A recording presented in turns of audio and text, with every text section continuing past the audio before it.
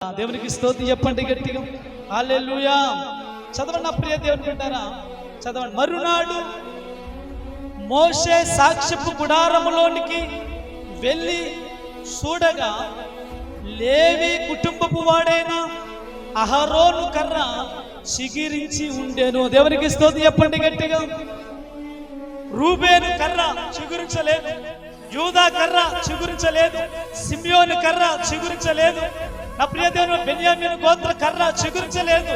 ఎవరి కర్ర చిగురించిందంటే అంటాను, ప్రార్థనాపరుడు భక్తి పరుడైన అనుదినము దేవుని సేవించుచున్న అహరోను చేతి కర్ర చిగురించిందంట. దేవునికి స్తోత్రం చెప్పండి గట్టిగా. హల్లెలూయా.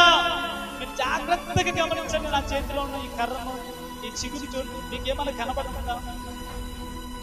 అదన్నమాట. దేవునికి స్తోత్రం చెప్పండి గట్టిగా. ఆ కింద చదవండి.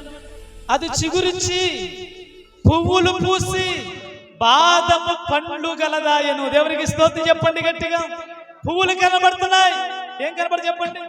పువ్వులు కనబడుతున్నాయి. చూడండి, 1, 2, 3 కనబడుతున్నాయా? చెప్పండి, కనబడుతున్నాయా? నా ప్రియ దేవుని బిడ్డలారా, దేవుడు మన ప్రార్థన వినే దేవుడు. దేవుడు మన ప్రార్థనకు సమాధానం ఇచ్చే దేవుడు. అహరోను చేతి